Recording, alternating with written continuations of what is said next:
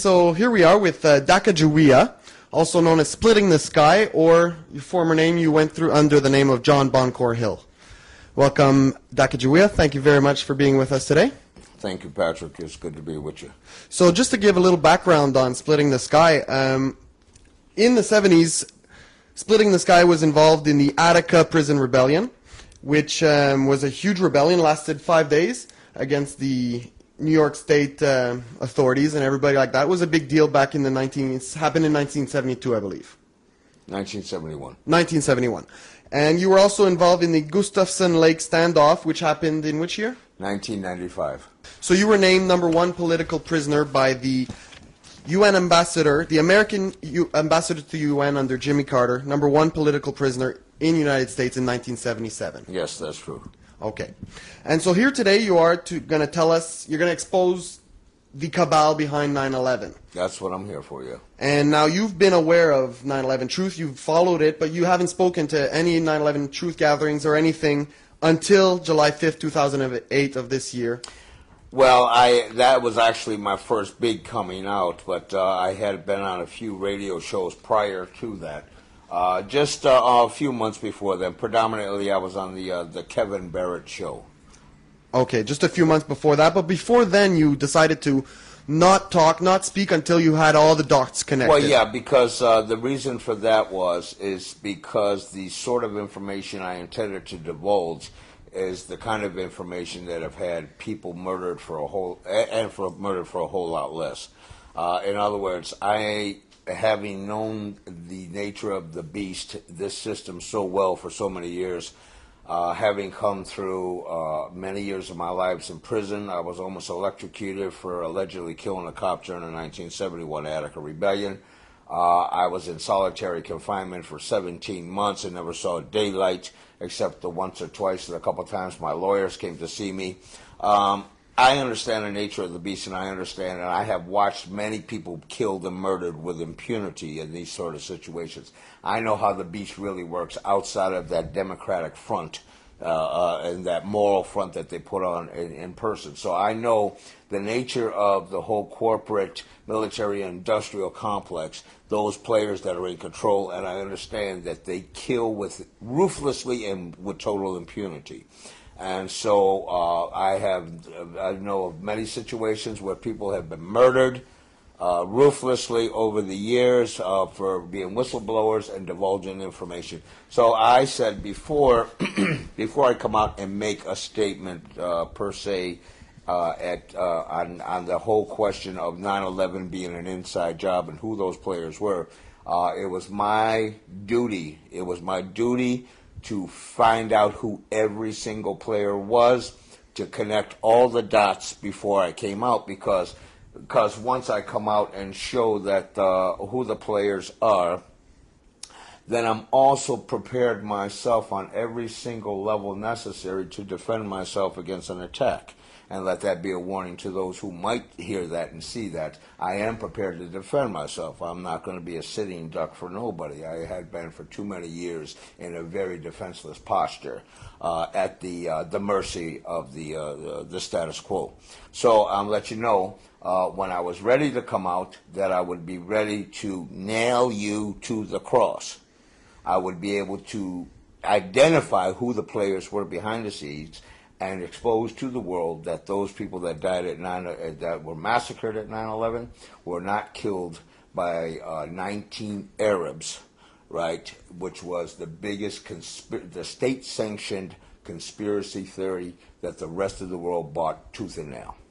Okay, now there are other leaders in the truth movement who have done research, and they say, that they're exposing all the criminals. Now, what names, you're going to name some names today that haven't really been named before, really singled out the way they should be. Yeah, and I say to myself once again, I think that there have been many people that have brought out great truths around 9/11.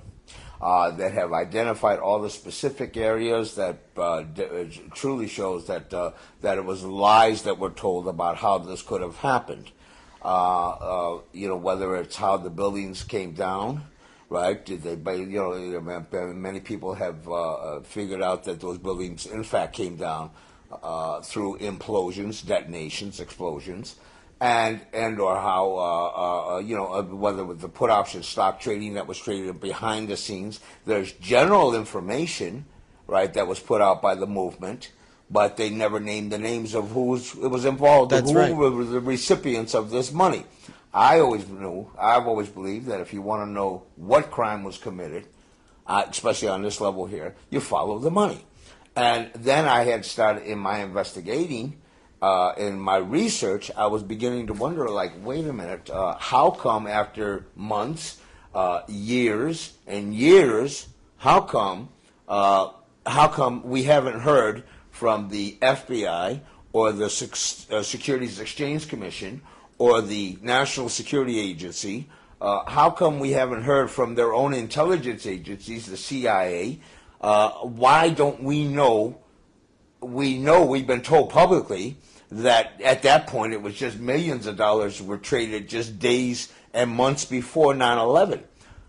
Put option stocks, betting on the fact that various corporations were going to fail. Those corporations, a list of 38 corporations relative that had office spaces in 9/11, the Twin Towers, and or companies like Lockheed Martin and Raytheon, others that were going to benefit from the increase of the military budget after 9/11, which was all a pretext, man, for their incursion into the Middle East. So the point is, how come we're not getting any names affiliated with it? And as I started doing my research, I realized, well, there was statements made by the Securities Exchange Commission that we won't investigate that. We can't release the names of those corporations.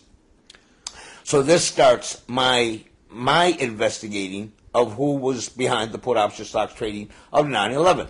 And all this investigating, I mean, it's out there on the internet for anybody to find. Anybody could go follow the money by themselves. Yeah, if they choose to take that initiative. So what do you think about the other leaders who, is it that they haven't taken the initiative, they're afraid, or they're controlled by the very people who would have carried out 9/11 attacks? Well, you know what? The point I make here is that, first of all, I see that there is, in the evolution of my research, I see that there is a systemic suppression of releasing the names of the people relative to the corporations who did the put option stock trading behind the scenes. There's only been one name that was affiliated, one company, and that was A.B. Brown, right? And the head of A.B. Brown was Buzzy Krongard, who George Bush appointed as a number 3 man in the CIA to investigate the put option stocks traded on 9/11. Now, but the fact of the matter is, here is the fox, investigating the coyote, okay, and who raided the chicken house, okay? What happened? Who raided the chicken coop? So what you got then? And then they got a clause that the number 3 man, when he does investigate who did the put option tradings behind the scenes, they got a clause called portage, which means they can't divulge their findings. So it's a state privilege, and only the insiders would know who traded, but they would never be released.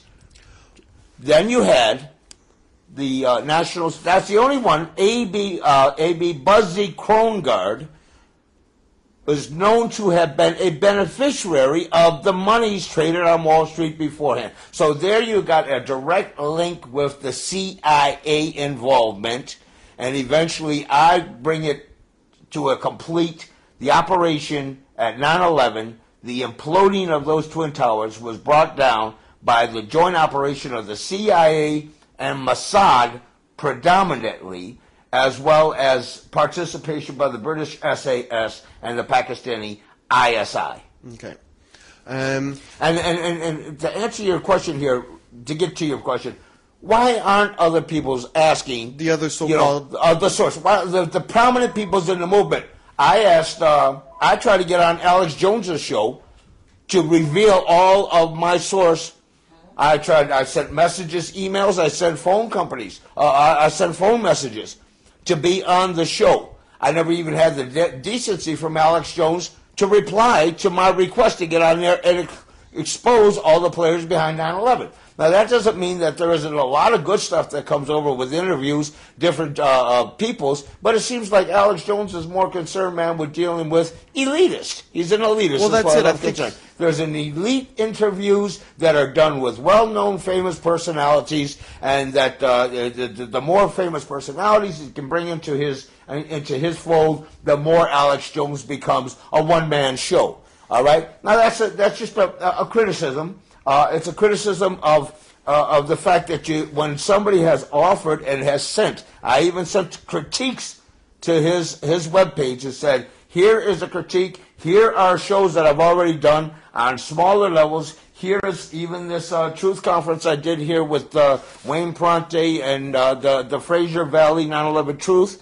And you can go to the Northwest Conference, Convergence Conference that we did at the border in Vancouver. Here are the players that I've already named, and then I have to ask myself, how come I don't even get the decency of a phone call from well-known personalities like that are supposed to be trying to get to the bottom of 9/11? That's what I think, and I think you can see throughout the movement that there's discontent. There's people wondering, how come they can't name the people? Why do they refer to these elusive characters such as the globalists, the elitists, the New World Order? This is so vague. So, in some sense, and that is the ultimate question. Why aren't we naming names? And that's what you're going to do for us today. And that's what I'm here to do today. Okay. Regardless of what Alex Jones thinks or what anybody else thinks. I'm not here to appease anybody, but I'm here to send a warning to the populations at hand that we're in a very potential dangerous times, and I'm sending a special warning to my Ganyongehoga people, right, the Mohawk people here in our territories, and I'm sitting in my beloved sister's house in our home, and we're conducting this interview here in Ganawaki Mohawk territory. But there is something, and we're going to connect all the dots of the players behind the put option stock, this bloodletting and blood betting. Okay, so 9/11. We're ready to hear it. We want to hear the major players that you're going to name. Okay. And we're ready to hear your story and all the conclusions of your research. Okay. You'll have to indulge me because I like to make sure that when I make allegations that I have got my black and white verifications, the principles and sources of where things come from. So you'll have to indulge. I'm going to be reading some quotes and some lengthy things on to make my case soundproof, to make it soundproof. And so I'm going to tell you that basically the people that are involved in 9/11 were not 19 Arabs commissioned to do suicide attacks on the Twin Towers, but in fact it was predominantly a Mossad operation of many Israeli agents as well as CIA agents, but more so the players behind 9/11 and this ruthless massacre go right to the helm of the Rothschild Rockefeller empire. And everybody below them, predominantly Mr. George Soros, is the person, along with Henry Kissinger, that was behind 9/11. And then I have to give you, in this particular context, I want to start out with a quote from an article by Heather Cotton, who wrote an article called George Soros, Imperial Wizard, Double Agent. In here, she talks about George Soros, and she states from the beginning, from this part here, this part reads, Soros left England in 1956 and found work on Wall Street, where in the 1960s he invented the hedge fund. Hedge funds catered to very wealthy individuals. The largely secretive funds, usually trading in offshore locations, produced astronomically superior results. The size of the bets often became self-fulfilling prophecies. Rumors of a position taken by the big hedge funds prompted other investigators to follow suit. which would in turn force up the price the hedgers were betting on to begin with. Does that sound familiar? Like the put option stocks traded at 9. Yeah. He is the founder of the hedge funds and this insider trading and this put option stock bettings from 1956. That's how he made his And this empire. is George Soros. This is George Soros. This is how he made his billions of dollars on Wall Street as the founder of the hedge fund. And he's an agent of the Rothschilds. And he's an agent of the Rothschilds. Kind of the modern day J.P. Morgan. Exactly. Soros organized the Quantum Fund in 1969 and began to dabble in currency manipulation. In the 1970s, his financial activities turned to alternating long and short positions. Does that sound familiar? Yes. This is what we're talking about, the put option stocks tradings. So this is what he specializes in, alternating long and short positions. Soros won both big on the rise of real estate investment trusts and on their subsequent collapse. Under his 20-year stewardship, Quantum returned an amazing 34.5% a year. Soros is best known and feared for currency speculation. In 1997, he earned the rare distinction of being singled out as a villain by a head of state, Malaysia's Matahara Mohamad. Oh, really? For taking part in a highly profitable attack on that nation's currency. Through such clandestine financial scheming, Soros became a multi-billionaire. His companies control real estate in Argentina, Brazil, and Mexico, banking in Venezuela, and are some of the most profitable currency traders in the world, giving rise to the general belief that his highly placed friends assisted him in the financial endeavors for political as well as financial gain. George Soros has been blamed for the destruction of the Thai economy in 1997. One Thai activist said, "We regard George Soros as a kind of Dracula. He sucks the blood from the people. The Chinese call him the crocodile because his economic and ideological efforts in China were so insatiate, and because his financial speculation created millions of dollars of profits as it ravished the Thai and Malaysian economies. Soros once made $1 billion in one day by speculating, a word he abhors, on the British pound. Accused of taking money from every British taxpayer when he speculated against the sterling. He said, when you speculate in the financial markets, you are free of the most moral concerns that confront an ordinary businessman. I did not have to concern myself with moral issues in the financial markets. This is a Soros quote. In other words, amorality is the order of the day when it comes to put option stock betting and trading. Now here's a guy who's basically saying he would have no problems with orchestrating the collapse of the Twin Towers and watch thousands of people massacred and have absolutely no moral consciousness about the act. This is the way I read this statement. Soros has a schizophrenic craving for unlimited personal wealth and a desire to be thought well of by others. Now, isn't that amazing? Here's a guy that's a ruthless trader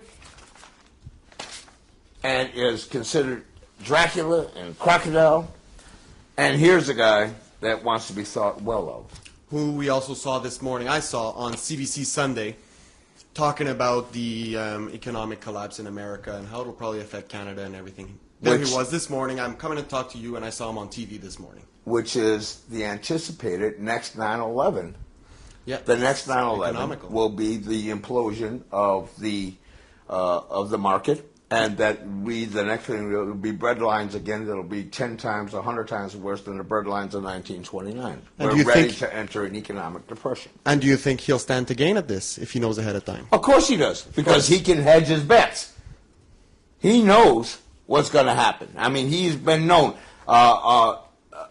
He learned from the best, and his master is Nathan Rothschild. And Nathan Rothschild was known right back to the the War of 1812. He knew at that point, the Napoleonic War in 1815, he knew the war between Napoleon and Cromwell. Well, this wouldn't be Nathan Rothschild who's alive today. This would be his father. No, this is the first Nathan Rothschild, not the one today. The Nathan Rothschild today was behind 9/11, and George Soros was his point man. But they knew that Wellington was going to lose. They financed both wars back in the day, the Napoleonic War, and they knew that Napoleon was going to lose. Right, and so Nathan Rothschild the first went and stand before the bank, and as he stood in front of there, he looked all sad, like he was going to lose a lot of money. And when everybody else, all the investors, saw that they were going to lose the money, they all went and they cashed in their stocks, and they sold it to Rothschild for pennies. And it turned around. Rothschild knew that it wasn't Wellington that was going to lose, but Napoleon was going to win. And so he turned around and he reinvested. He bought all their stocks, and that's how he got his first billions of dollars as for this insider trading. And this information actually is available in a documentary called The Money Masters. It's in The Money Masters. If you get a chance, Google in The Money Masters and watch the whole history. It's 4 hours long. It's 4 hours long. But you need to look. You need to invest, and that's exactly where I got that information. You need to learn your history in case it repeats itself. You have to know history to understand. You have to know who you're dealing with historically to understand what you're dealing with today. So now, what I find out. Okay, now I'm gonna continue to critique Mr. Soros here, and remember, always bear in mind that when I'm talking about Mr. Soros, I'm talking about Nathan Rothschild today, the Rothschild Empire, as well as the Rockefeller Empire, because they're totally intertwined. Now, one thing you have to do, and if you don't mind, I'm just going to flip stuff as I don't need it and just get it out of my way, because there will be, here's another little point I want you to know, that George Soros is one of the major investors in the Carlyle Group, who profited billions of dollars from the 9/11 war that happened, the so-called war on terror. But the war on terror is a bogus war on terror. So I've always got to add that adjective before the war on terror. There's a little note here on George Soros, and it says this. And this was a quote from Michael Rupert. Michael Rupert states, major power brokers like international financier George Soros are backing moves to remove Bush and Soros. And Soros is opening his sizable checkbook to do it. I was dismayed recently to see that a board member of the ostensibly independent Pacific Radio Network advocated direct solicitation of funds from both Soros and the CIA-connected Ford Foundations. Soros, who has or had business ties with Zbigniew Brzezinski, Henry Kissinger, the Carlyle Group, the CIA, Radio Free Europe, Wesley Clark, Richard Allen, and George W. Bush through Harkin Energy, is not a friendly, tree-hugging progressive out to save the world. He is the fist in the velvet glove to the neocons' baseball bat across the nose. Soros, a member of the Council on Foreign Relations and Bilderberger Group, also sits on the World Economic Forum with many Rockefeller interests. Two excellent biographies of Soros are George Soros, Imperial Wizard by Heather Coton, who I just gave you a quote from, and of the Covert Action Quarterly, Fall 2002, and George Soros, The Prophet of an Open Society by Karen Talbot. Now, the next piece of this is an investor in the notorious Carlyle Group, an investment fund that the Bush and bin Laden clans were simultaneously invested in. The collection of influential characters who now have worked, or have invested in the group would make the most convinced conspiracy theorists incredulous. They include, among others, John Major, former British Prime Minister Fidel Ramos, former Philippines President Park Tae-jun, former South Korean Prime Minister, Saudi Prince Al-Walid, Colin Powell, the President Secretary of State, James Baker III, former Secretary of State, Caspar Weinberger, former Defense Secretary Richard Darman, former White House Budget Director, the billionaire George Soros, and even some Bin Laden family members. You can add Alice Albright, daughter of Madeleine Albright, former Secretary of State, Arthur Levitt, former SEC head, the Securities Exchange Commission head, William Kennard, former head of the FCC, to his list. Finally, add in the Europeans Karl Otto Pohl, former Bundesbank president and now deceased Henry Marte, who was the president of Aero Patel and Eaton Davidsnog, former president of the Belgian General Holding Company. Carlisle emerged from the shadow in spite of itself on September 11, 2001. That day, the group had organized a meeting at Washington's Ritz-Carlton Hotel with 500 of its largest investors. Frank Carlucci and James Baker III played masters of ceremony. George Bush Sr. made a lightning appearance at the beginning of the day. The presentation was quickly interrupted, but one detail escaped no one. One of the guests wore the name Bin Laden on his badge. Was Sharif Bin Laden one of Osama's many brothers? The American media discovered Carlisle. One journalist, Dan Briotti, wrote a book about the group's hidden side, the Iron Triangle, and makes an interest in the close relationship between the Bush clan and the Saudi leadership, Carlisle Empire, and then that's the end of that piece. Now, understanding Carlisle Group benefited billions of dollars in profits post 9/11, after 9/11. They're the 11th biggest arms dealing contractors in the world. Soros is a major owner of Carlisle Group with the Bush family. Now, why would George Soros be mad at George Bush and try to finance the campaigns to oust him and Dick Cheney?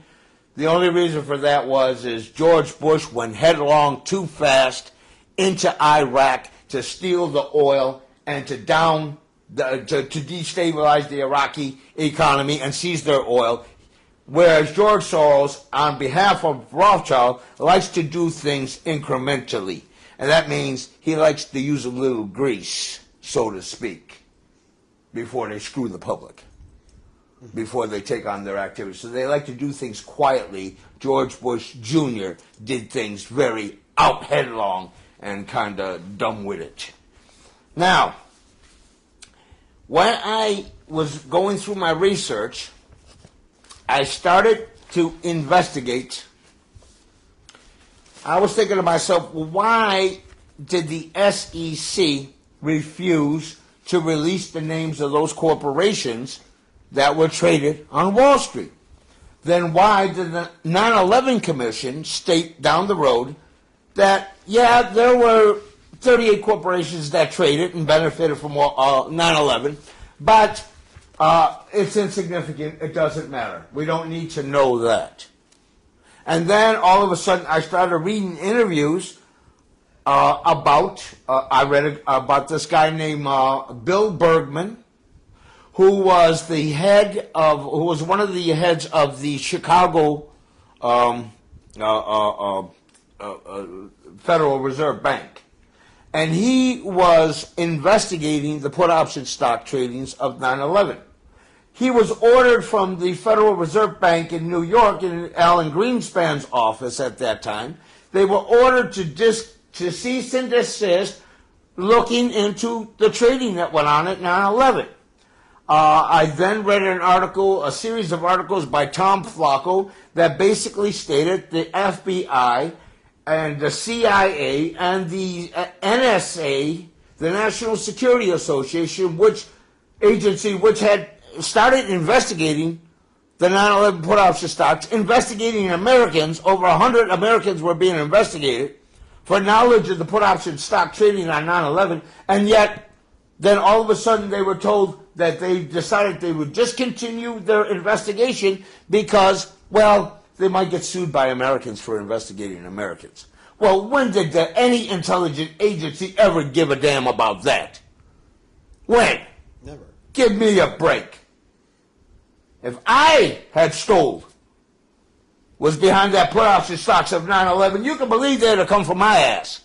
Point blank. They'd have been coming for me and anybody else I was associated with. So at that point when I read that, and I seen that they were thwarting investigations by FBI, CIA will seem to be complicit in the investigations with this portage clause, I said, hey, there's a cover-up going up here. And the only time you're going to get this kind of cover-up is when the people that are at the total helm of the financial empires are ordering cover-up. Because, why? Because they're involved. So when I read this thing about this Bill Bergman, that he got fired from the Chicago Federal Reserve, and I says, well, wait a minute. Now, I remember when 9/11 first happened because, well, basically, because as I have stated on the Hill there the other day in all my other interviews, my wife and my 4 children, we were there promoting this autobiography right here. The autobiography is Splitting the Sky from Attica to Gustafsen Lake. And we were there 10 days on the Hill, or in New York, 1 block up the street from the Twin Towers, and we were there promoting the book. We could have spent 2 more days there, but we decided on September the 10th, the day before 9/11, that we're going to come back. We're going to go visit my sister in Buffalo, New York. And then from there, I was going to go to McGill University and do a talk about Gustafsen Lake and about the autobiography.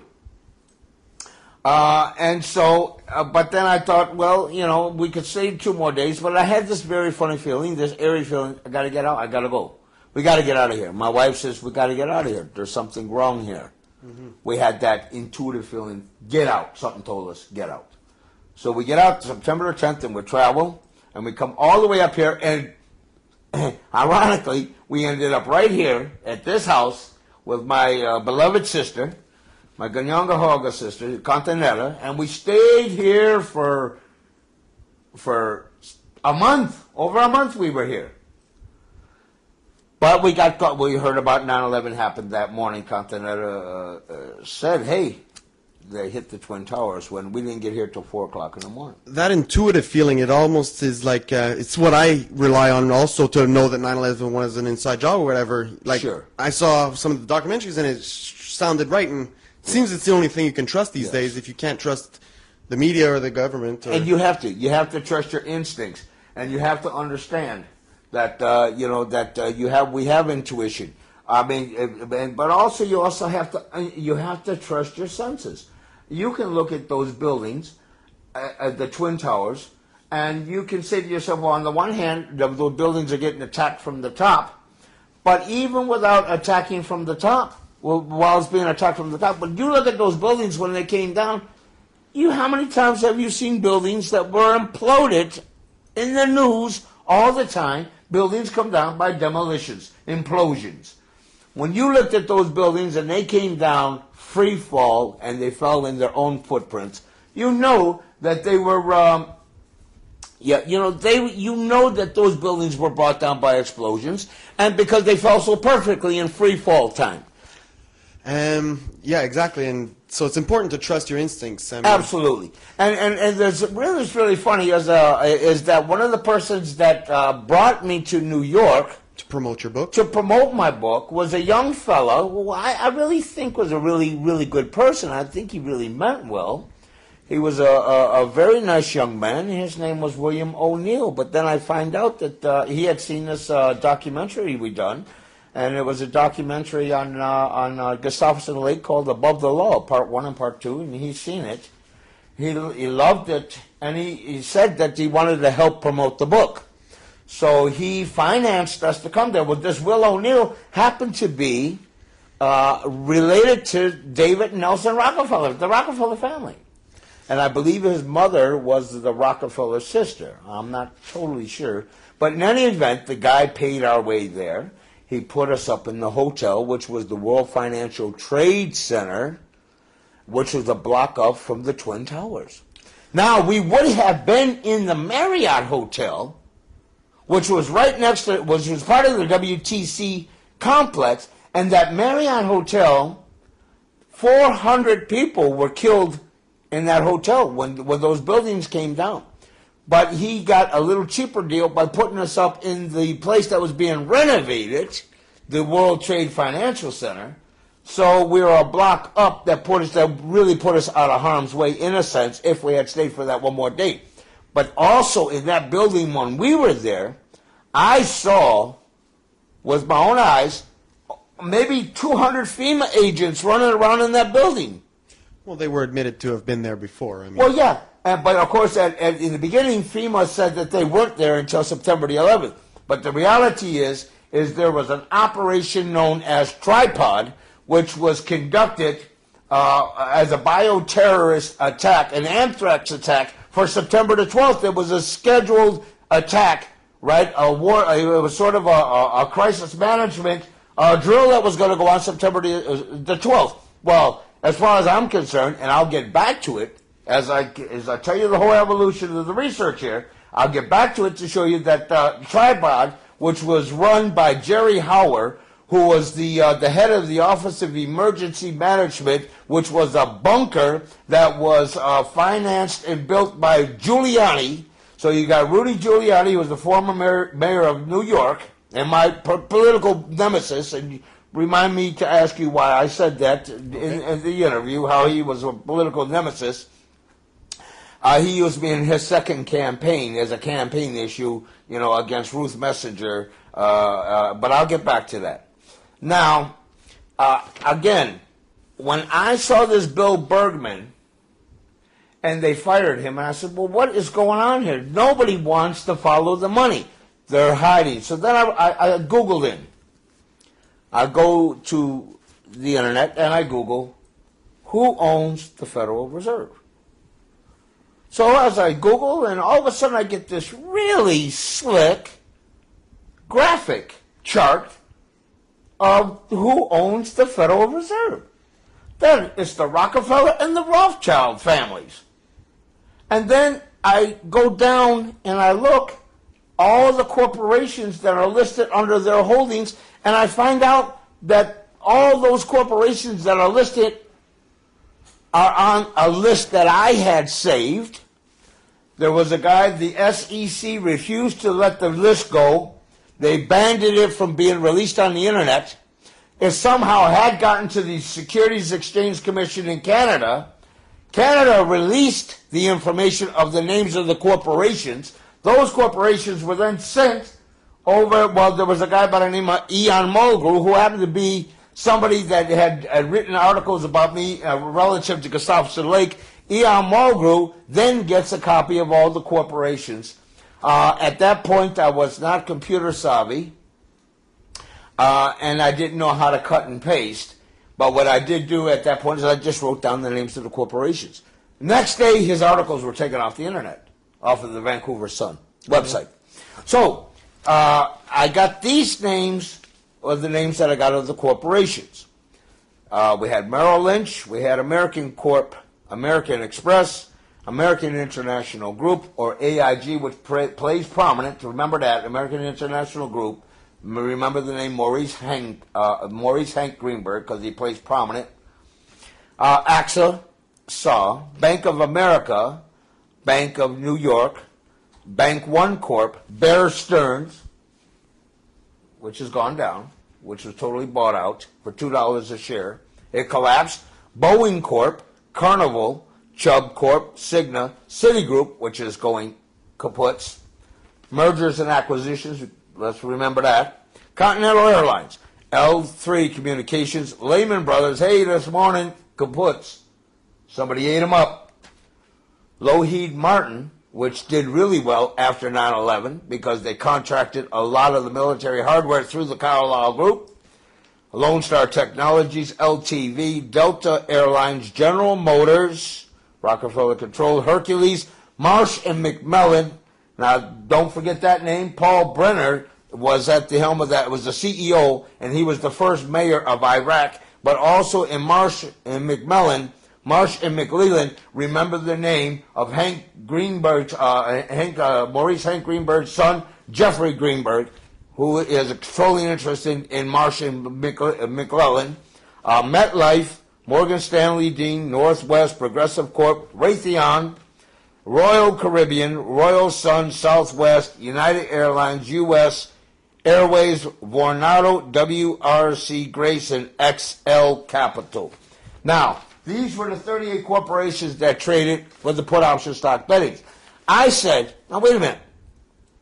If I could just dig this up, and I'm a complete novice at the internet. If I could dig this information, well, somebody is not digging it up. For what reason? Why?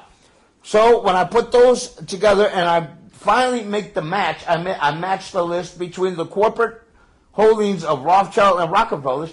Most of those corporations are listed there, and automatically I put the fact Rothschild, Rockefeller knew those buildings were going down. They were in their buildings, and then I knew at that moment that that they were behind 9/11.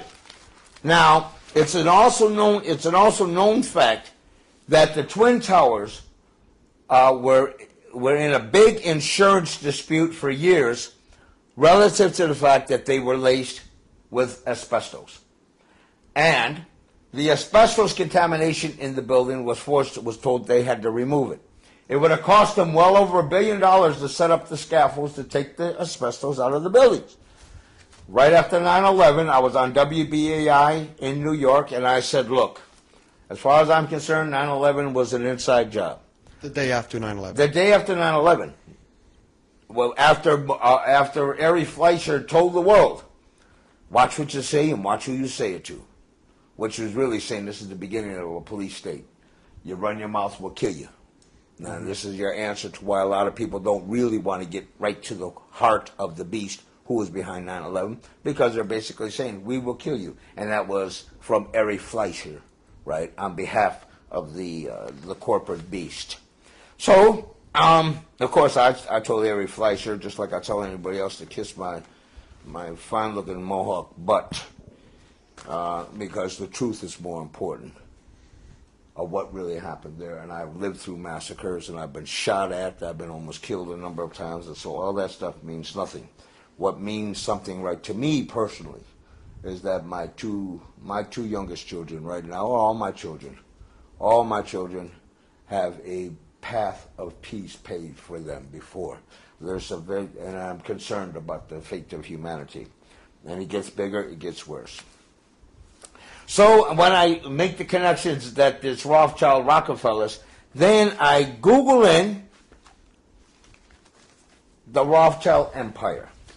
And as I did that, I came across an article written by a woman from Serbia who wrote an article on the Rothschild Empire.